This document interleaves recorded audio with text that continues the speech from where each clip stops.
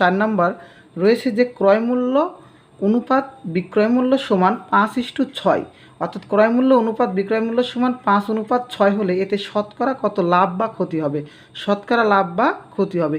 এই অঙ্কটাও সেম একই, উপরের 1, 2, 3-এর অনুরূপ, কিন্তু এখানে শুধুমাত্র অনুপাত থাকার জন্য প্রশ্নটাকে বুঝতে হবে। তাহলে এখানে দেওয়া আছে কি প্রশ্নে, ক্রয় মূল্য আর একটা কী দেওয়া আছে, বিক্রয় মূল্য। ওকে, ক্রয় মূল্য আর বিক্রয় মূল্য। তাহলে এই অনুপাত অনুযায়ী অনুপাতের পূর্ব রাশি যেটা থাকবে সেটা এই অনুপাতের পূর্ব রাশি, এই এখানে অনুপাতের পরপদের রাশি যেটা থাকবে এখানে অনুপাতের পরের রাশিটা।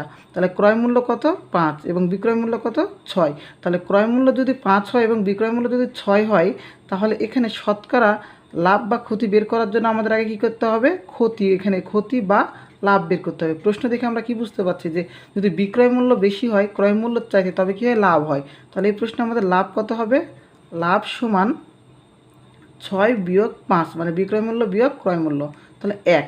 তাহলে আমরা কি জানি, শতকরা, এখানে শতকরা কী হবে, লাভ হবে, ক্ষতি হবে না। ওকে, তাহলে শতকরা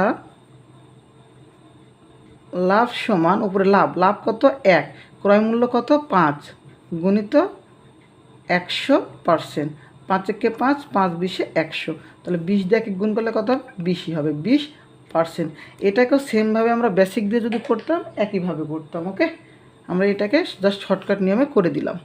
এরপর যদি এই অঙ্কগুলোকে এইভাবে না দিয়ে যদি বলা হতো যে ক্রয় মূল্য